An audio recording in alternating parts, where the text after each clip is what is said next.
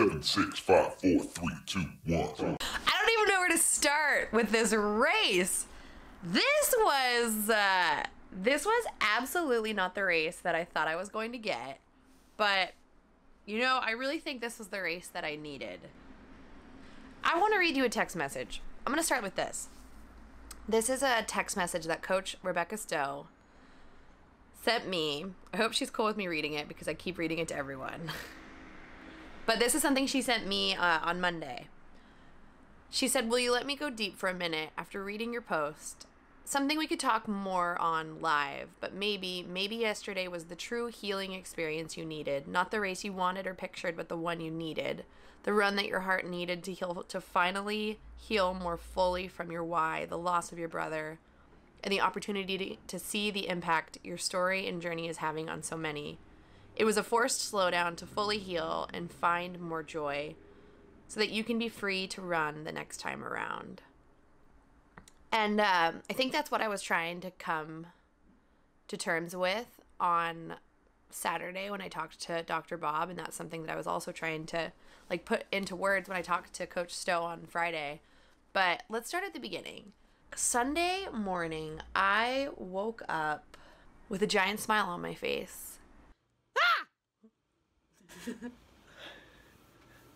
Do I look cool? You look super cool. I'm going. Winter is coming. I'm leaving. Just doing it. Okay, bye. Okay. And I came out here, got in my air pants, did my routine, ate my breakfast, drank some water, drank some coffee, did my thing, got in an Uber, picked up my friend Talia, and we headed over to the Staten Island Ferry where we met with a couple of our other friends and took in the sunrise and seeing the Statue of Liberty, which is easily one of the best parts about the New York City Marathon, is just that ride over with thousands and thousands of marathoners. It's surreal. Truly surreal. And then we got to the start village, and I mean, this is my favorite thing to do, is to just talk to people. And Sunday, November 4th. We're here. We're doing it. I'm on a foam roller. Talia stole a jacket from some kid. It's called fashion. Look it up. Fashion. Fashion. How are we feeling? I'm feeling that. I'm in Optimistic? Yeah. Hopeful? It is a beautiful day. It's the best for a beautiful day. run. I agree.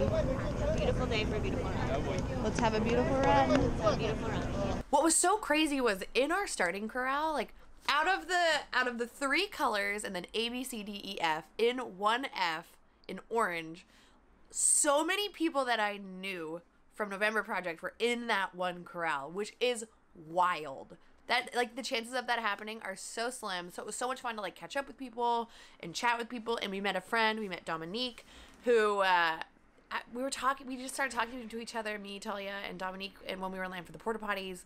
And we were like, what's your goal? Run with us. Hang out with us. And she did. And, yeah, it was just, I don't think I've ever felt like that calm going into a marathon. I got it all. She's ready. We're ready. We're doing it. We got our pacing strategy. There it is. There's psycho things. The hay is in the barn. Literally, so literally. All right, you guys, we got our squad. We have Dominique, who we just picked up. We got Lisa. We got Talia. All right. I realized right as we were, like, pushing up that I hadn't done my breathing exercises. Like, we'd done everything. We'd done, like, hip abductor stretches and, like, we warmed everything up, but I hadn't, like, done my balloon work. So I was like, halt! And I quickly did my balloon work. See, Raechel? I did it. And then it was time to go.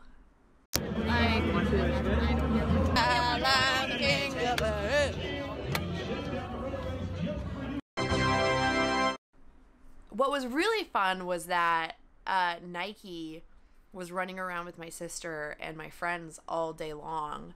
I'm really excited for Kelly. I'm nervous. I think I'm more nervous than she is. Running around the city is really hard because the trains only run every 20 minutes, so if you miss the train, you're kind of screwed. And you're tracking them constantly. And yeah. And, like, making sure where you're sitting you're going to be. Which ended up being such a rad blessing because I now have photographs from one of the most important marathons I've ever run, and I'll tell you why in a second. When we took off, like, we had a very, like, specific pacing strategy, and for the most part we were like 10 to 20 seconds ahead, because it's hard to, like, when you get started, everyone's moving fast and second mile's downhill, so we just kind of like took it with a grain of salt, said whatever, we're gonna keep pulling back, and we did a pretty good job pacing ourselves in the beginning. I feel really strong about it. I didn't feel like I was killing myself. I felt like easy run. We could talk and chat if we wanted, and we were present, and I wasn't worrying about anything. And then I saw my sister and everyone. We're looking for Kelly! I think I see her. Where? Yeah, right there!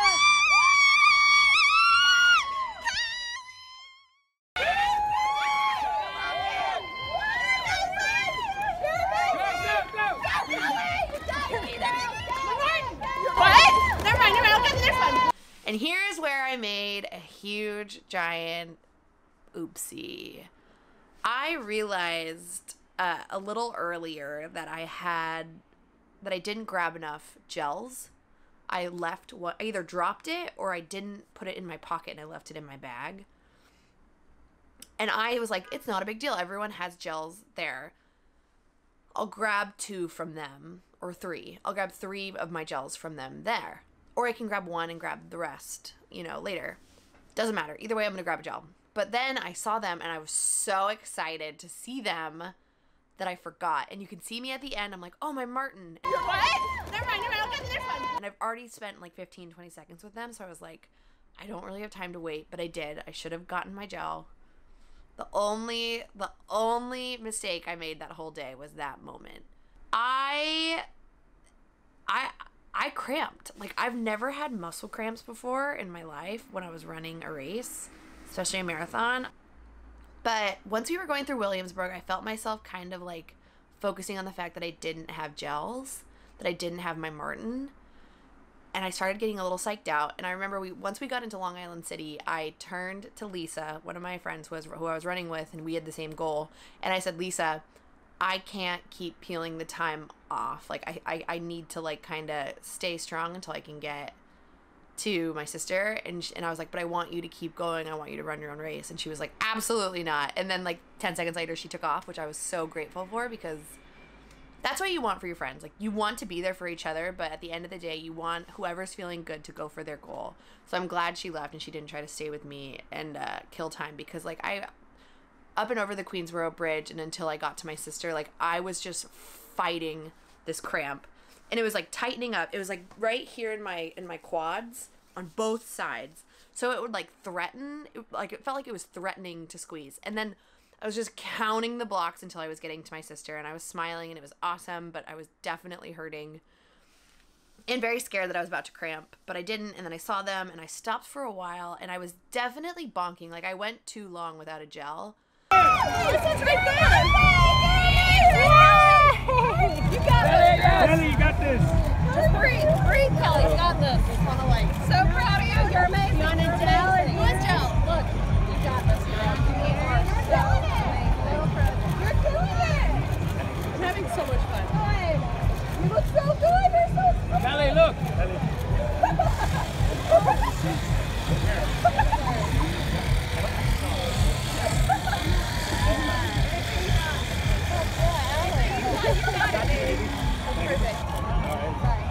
You're amazing. I dropped a Martin. All my friends are here. I'm drunk. I feel really drunk. Wait, how's the day? Oh, can you take a picture of Proud Sister? What is that? What does your sign say? Proud Sister. This is fucking at my time. Yeah, go.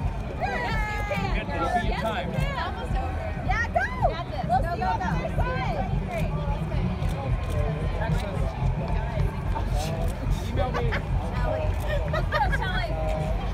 Once I took off from them, literally probably like 4 or 5 blocks after I left them, it hardcore cramped. Like my left side is the one that went first, and it felt like my muscles were like squeezing as hard as they could right here. Like it felt like it was gonna explode. Like that's how intense it was. Like so I immediately stopped, and here's the best part. So there's this like one block ahead of me, I see this table with stuff on it, and I'm like, perfect, get to that table. They probably have salt. You need to find salt. So I like get to the table, and I ask them, I'm like, I'm cramping really bad. Can I have some like Coke or Gatorade or salt or anything? And they're like, this is only for the Swiss charity runners. And I was like, okay. And so then I like picked up the phone and I called my sister, well, not my sister, I called Allan, who was with my sister, because Allan had that Theragun, and I'm like, maybe that will work. And so I called him and I'm like, I'm cramping, I need help. Can you bring the Theragun? And luckily Zach, who was our shooter that day, Zach has been following us throughout Moonshot for the whole time, and he's so wicked fast. He's like the fastest human being on the face of the earth anyways, like just as his own running, whatever. So Zach tried to find me, but like I kept walking because I knew I needed to keep walking, and so we didn't find each other. But right like a couple blocks later, I found this guy had salt, and he gave me salt, and then I saw my friend Jill, and she gave me water, and so I just kind of like chilled for a second, and I'm like, this sucks. It was my own little moment of like, ah, man, this is a bummer. But I remembered what both Dr. Bob and Coach Stowe told me, like, stay present. Anything can be made up. Like, you just have to keep having fun. Like, focus on what you can control. And in that moment, it was like, I can control getting salt in me. I can control, like, taking this time and then moving again. And while I was talking to Jill, this guy, like, it was like Prince Charming 2.0. Like, this guy was so attractive. Granted, I was, like, 20 miles into it, so I may have like totally hallucinated. I don't even know. I couldn't point him out in a lineup. I just remember him being ridiculously attractive. This guy with Scott written on his gray shirt runs by and he's like, "Hey, Kelly." And I don't know what else he said because I just kind of blacked out from there. And I was like, and I turned to Jill and I'm like, "Who is that? Do you know him?" And Jill was like, "No, he said your name." And I'm like, "Oh my God, he was very attractive." And Jill's like, "Go after him." And I'm like, I can't move. And I was like, "Who are you?" So if you are Scott or know Scott, holla at your girl. Yeah, from there I walked and ran and just kept. This is what really sucked. I felt great. Like my mind felt great from there. Like once I got that Martin in me, like I felt clear again, and I kept trying. Like I would take off and get back on pace. Like I would get back to 8s, and 3-4 minutes in, it would just like seize up again and I'd have to stop. So I would walk, and then I saw Michael from Finish Line Physical Therapy, and I was like, "Michael, please take my bib and finish for me." And he was like, "Yeah, I can't do that, but I believe in you, keep going." And I was like, "Please don't make me do this, save me." Yeah, from there I just met people, and anytime I saw anyone walking who I knew or didn't know, I just kind of like was like, "What's up? How are you doing? What can we do? Want to run a little bit?" And in the Bronx, were we in the Bronx? Where this girl came up to me. Well, that's not true. I went up to her. She was walking, and I walked up to her, and I'm like, "Hey, how are you doing?" And she just like immediately lit up and started to like fight tears. And I kind of like looked at her, and I was ready for something to be wrong. And she was like, "Oh my God, this is my first marathon, and my brother died, and I just, everything hurt so much, and I didn't know what to do with my life, and like I felt like I wasn't gonna survive it, and I somehow found your blog, and decided to run a marathon." And we were both like crying together, and we talked a little bit, and then she like got her second wind and took off, and a little bit later I found my sister and told her what happened, and it was just like that right there, and then a couple of other things that happened during the race were so humbling and so crazy. I know I have a very hard time leaning into the praise and everything. Like I definitely read your comments and your emails, and I love them, but I kind of keep them at an arm's distance. Like, I don't know if it's that I'm afraid of an ego. Like, I don't ever want to have an ego, or that, like, I just kind of, like, put my head down and do my thing because it brings me so much joy, and the fact that it brings everyone else joy is just, you know, secondary and also wonderful. But it's hard for me to accept this stuff that we've built and this race. Like, there were so many people who were pulling for me, and it's wild. Like, even in the 2 times I pulled my GoPro out during the race, like, you can hear people being like, Kelly, be your bust, or like, come on, Kelly Roberts, or Kelly KK Roberts, all sorts of stuff. Like, people were, I just feel so grateful, and I've never felt so much love in my whole entire life. I've never, like, been in the position where I've known so many people on the course, too. It was just so amazing. It was an amazing day, and it was a day that I, like, couldn't have gotten through had there not been, like, my sister and my friends, and all these people who just, like, showed up for me. I don't think I ever stopped smiling. And I don't even know what my finish time was. It was like 4:20 or something like that. Do I wish I would have had the race that we started having and I wouldn't have cramped? 100%. 100%. That would have been awesome. I feel so strong, and a part of me, like, there was like an instant where I was like, well, maybe I should like rest and then run CIM. And then I was like, hell to the no. Here's what you do, Kelly Roberts. Like, you just, like, celebrate this marathon that you just ran, this, like, crazy strong marathon, and all the things you learned, and this being, and then next year we run New York City again, or some other marathon. I mean, I didn't even think I was going to want to run another marathon after this. I was pretty, like, towards the end there, but, I mean, my hip didn't hurt, my hamstring didn't hurt, my fucking quads were gnarly after those cramps, but I needed this race, I think. Oh, and then when I crossed the finish line, Jeannie was there giving out medals, and I lost it. I mean, I don't know if it was what happened to me and that girl, and, like, it just, like, forced me to think about my brother, and I just, like, was, like, overwhelmed with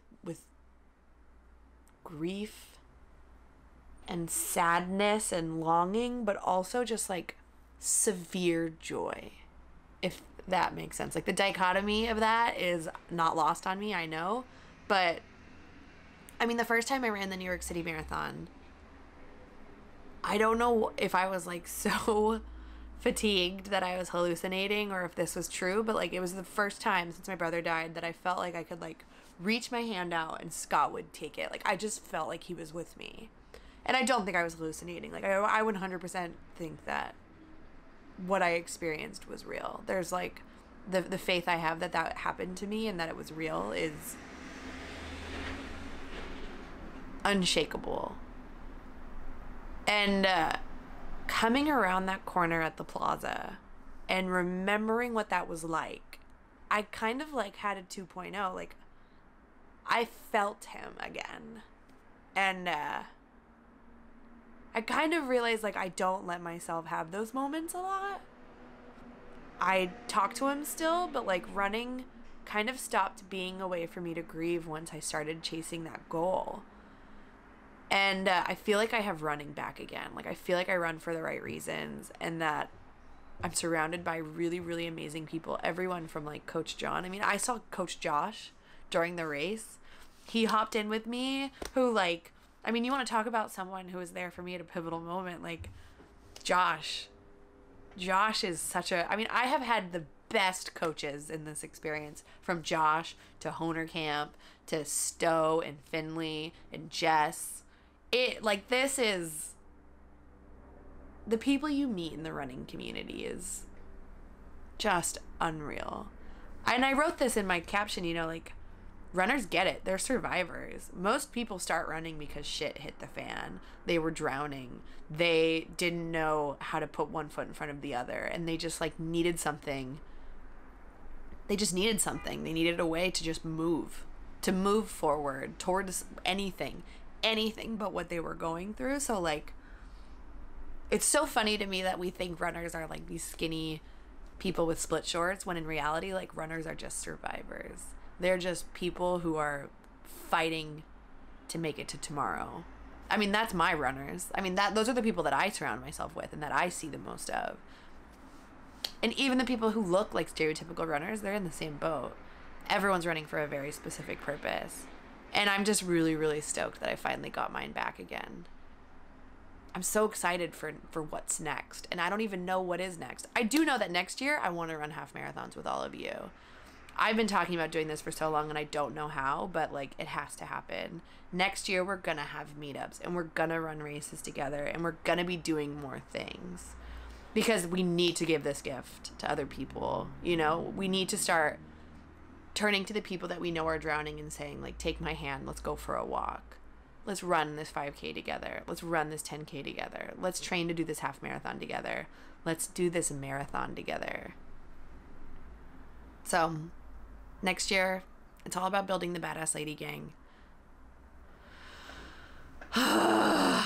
This was easily the most memorable marathon I've ever run in my life. I will never, ever, ever take this day for granted.